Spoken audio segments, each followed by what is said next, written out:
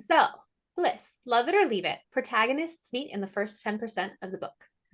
Okay. I think for both reader and writer, yes, I want them to meet early. If it's a romance, I want to see the two or more characters who are going to become important to each other. And I don't want to spend a lot of time waiting for that to happen.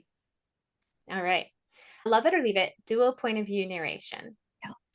Love it because my Harlequin reading back when I was a kid, it was mostly single point of view and from the female's perspective. I don't know if you've read a lot of or any Harlequins early, I but haven't. they're mostly single point of view from the female perspective. And that's partially because the man is a mystery.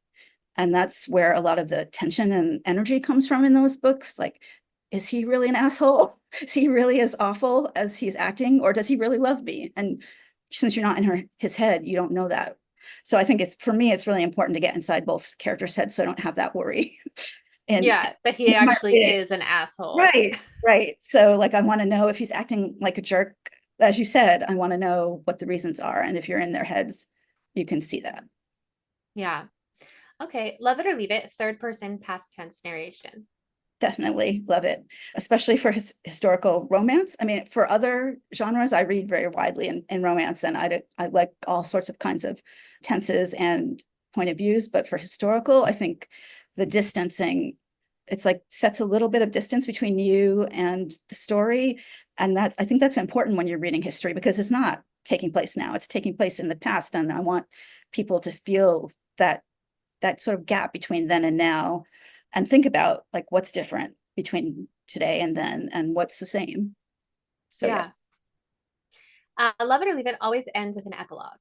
Yeah, no, leave it, leave it, leave it. My books, I'm a, as someone said, prolix. I write long. My books tend to be long. So by the time I get to the end, I want it to be the end. I like prologues, but no epilogues.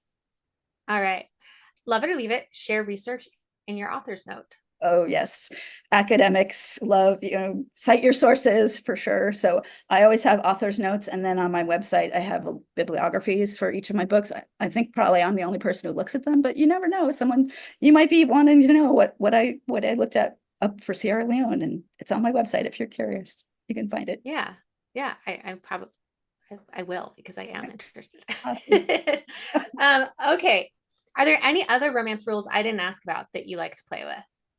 I think I just like to do different things rather than write the same thing, which I don't have a problem with people who write the same thing over and over again because that's really comforting for a lot of people. And when I was a kid, I loved Nancy Drew, and it's like the same thing over and over and over again. And that's a really important feeling to be able to give to people. But for me, I like to write different stories and different characters. Like all my characters are very different from one another. Delphi is shy. Sheba, who is the character in the next book, who is the Quaker, she's very outspoken and strong opinions. And yeah, so I think difference rather than the same is what I Yeah. like. Yeah. I can relate to that. What we need as a reader is so different than what our artistic souls need to do, you Uh-huh, know? uh-huh. So as writers, we've got to follow our muses. Right.